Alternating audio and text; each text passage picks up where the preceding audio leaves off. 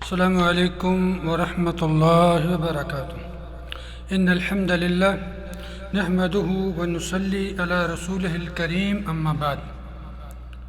کلمہ شہادت کا دوسرا جز اشہد ان محمد الرسول اللہ کا معنی یہ ہے کہ اس بات کا زبان سے اقرار کیا جائے اور دل سے پختہ عقیدہ رکھا جائے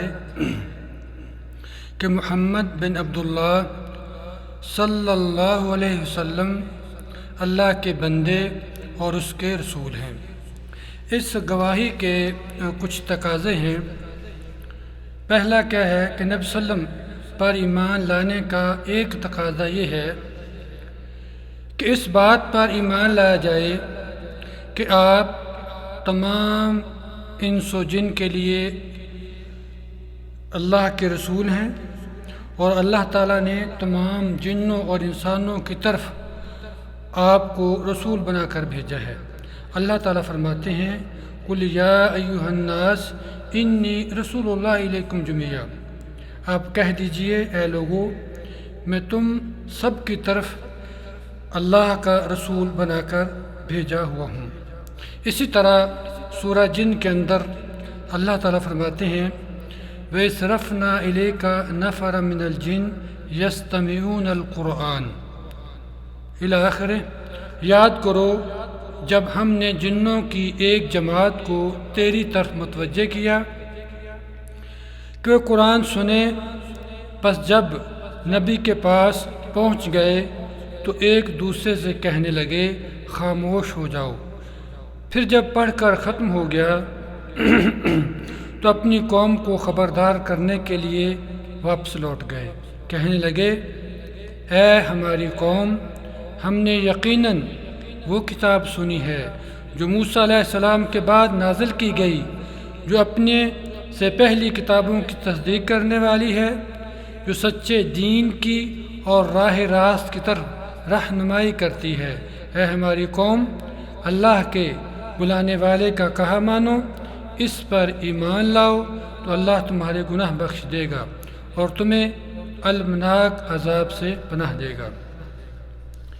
اسی طرح یہ عقیدہ کہ رسول اللہ صلی اللہ علیہ وسلم تمام انبیاء اور رسولوں میں سب سے افضل ہیں اور تمام مخلوقات سے افضل ہیں۔ ابو ہریرہ رضی اللہ تعالیٰ عنہ فرماتے ہیں کہ رسول اللہ صلی اللہ علیہ وسلم نے فرمایا میں اولاد آدم کا سردار ہوں اور پہلا شخص ہوں گا جس سے زمین پھٹے گی، میں سب سے پہلے سفارش کروں گا اور میری سفارش ہی سب سے پہلے قبول ہوگی۔ اسی طرح آپ صلی اللہ علیہ وسلم اللہ کے آخری نبی ہیں۔ نبی صلی اللہ علیہ وسلم پر ایمان لانے کا تقاضا یہ بھی ہے کہ آپ کے آخری نبی اور آپ کی رسالت کے آخری رسالت ہونے پر ایمان لایا جائے، جیسا کہ اللہ تعالیٰ کا فرمان ہے ما کان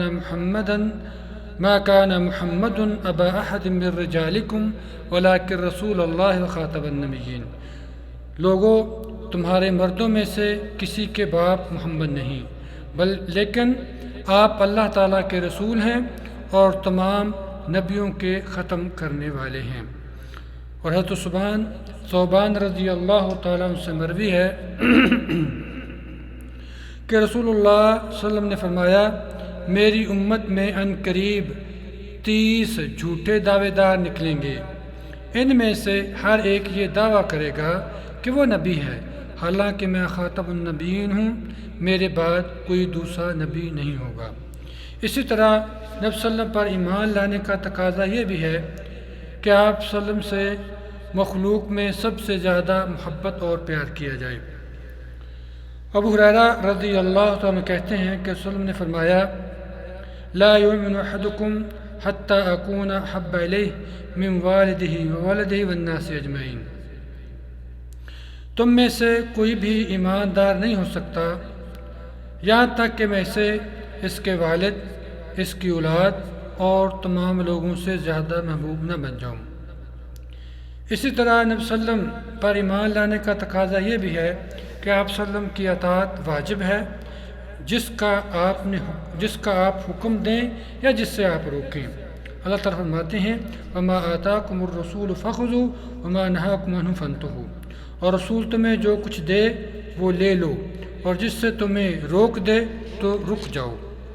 ابو ہریرہ رضی اللہ تعالیٰ عنہ فرماتے ہیں کہ رسول نے فرمایا کل امتی یدخلون الجنۃ الا من ابا، قالوا یا رسول اللہ من یابا، قال من اطاعنی دخل الجنہ ومن عصانی فقد ابا، کہ میری امت کے سب لوگ جنت میں داخل ہوں گے مگر جو انکار کرے گا۔ صحابہ کرام نے پوچھا اللہ کے رسول وہ کون ہے جو انکار کرے گا؟ آپ نے فرمایا جس نے میری اطاعت کی وہ جنت میں داخل ہوگا، اور جس نے میری نافرمانی کی تو اس نے یقیناً انکار کیا۔ اس طرح نبی صلی اللہ علیہ وسلم پر ایمان لانے کا تقاضا یہ بھی ہے کہ آپ صلی اللہ علیہ وسلم کی ہر بات کی تصدیق کی جائے جو آپ سے صحیح حدیث سے ثابت ہے، کیونکہ آپ صلی اللہ علیہ وسلم وحی کے بغیر بات نہیں کرتے۔ اللہ تعالیٰ فرماتے ہیں وما ينطق عن الهوى ان هو الا وحی یوحیٰ، رسول اپنے پاس سے کوئی حکم نہیں دیتا بلکہ یہ تو وہی کچھ کہتا اور کرتا ہے جو اس پر اللہ تعالیٰ کی طرف سے وحی کیا جاتا ہے۔ اسی طرح آپ صلی اللہ علیہ وسلم پر ایمان لانے کا تقاضا یہ بھی ہے کہ اس بات پر ایمان لایا جائے کہ آپ کا طریقہ سب سے اکمل طریقہ ہے۔ حضرت جابر رضی اللہ تعالیٰ سے مروی ہے کہ نبی صلی اللہ علیہ وسلم خطبہ میں فرمایا کرتے تھے حمد و صلوات کے بعد سب سے بہترین کلام اللہ کی کتاب ہے، سب سے بہترین طریقہ محمد صلی اللہ علیہ وسلم کا طریقہ ہے، سب سے بدترین چیز دین میں ایجاد کردہ بدعتیں ہیں اور ہر بدعت گمراہی ہے۔ نبی صلی اللہ علیہ وسلم پر ایمان لانے کا ایک تقاضا یہ بھی ہے کہ آپ کی لائی ہوئی شریعت کی پیروی کی جائے۔ اللہ تعالیٰ فرماتے ہیں لَقَدْ كَانَ لَكُمْ فِي رَسُولِ اللَّهِ أُسْوَةٌ حَسَنَةٌ لِمَنْ كَانَ يَرْجُو اللَّهَ وَالْيَوْمَ الْآخِرَ وَذَكَرَ اللَّهَ كَثِيرًا، بلا شبہ یقیناً تمہارے لیے اللہ کے رسول میں ہمیشہ سے اچھا نمونہ ہے، اس کے لیے جو اللہ اور یوم آخر کی امید رکھتا ہے اور اللہ کو بہت زیادہ یاد کرتا ہو۔ نبی صلی اللہ علیہ وسلم پر ایمان لانے کا ایک تقاضا یہ بھی ہے کہ آپ صلی اللہ علیہ وسلم کی تعظیم و توقیر کی جائے۔ اللہ تعالیٰ فرماتے ہیں لِتُؤْمِنُوا بِاللَّهِ وَرَسُولِهِ وَتُعَذِّرُوهُ وَتُوَقِّرُوهُ، کہ تم اللہ اور اس کے رسول پر ایمان لاؤ اور اس کی مدد کرو اور اس کی تعظیم کرو۔ اس سے اللہ تعالیٰ فرماتے ہیں فَالَّذِينَ آمَنُوا بِهِ وَعَزَّرُوهُ وَنَصَرُوهُ وَاتَّبَعُوا النُّورَ الَّذِي أُنزِلَ مَعَهُ أُولَٰئِكَ هُمُ الْمُفْلِحُونَ۔ سو وہ لوگ جو اللہ پر ایمان لائے اور اس سے قوت دی اور اس کی مدد کی اور اس نور کی پیروی کی جو اس کے ساتھ اتارا گیا، وہی لوگ فلاح پانے والے ہیں۔ صحابہ کرام کس طرح نبی صلی اللہ علیہ وسلم کا احترام کرتے تھے، آپ کی عزت کرتے تھے۔ حضرت براء رضی اللہ تعالیٰ فرماتے ہیں کہ ہم نبی صلی اللہ علیہ وسلم کے ساتھ ایک جنازے میں گئے، جب ہم قبر کے پاس پہنچے تو دیکھا کہ قبر تیار نہیں ہوئی، آپ بیٹھ گئے، ہم بھی آپ کے ارد گرد بیٹھ گئے، بغیر کسی حرکت و آواز کے، گویا کہ ہمارے سروں پر پرندے بیٹھے ہیں۔ نبی صلی اللہ علیہ وسلم پر ایمان لانے کا تقاضا یہ بھی ہے کہ جھگڑا کسی چیز میں ہو، جتنا بھی ہو، جیسا بھی ہو، اس میں فیصلہ کے لیے صرف اور صرف اللہ تعالیٰ اس کے رسول صلی اللہ علیہ وسلم ہی کی طرف رجوع کرنا ہوگا۔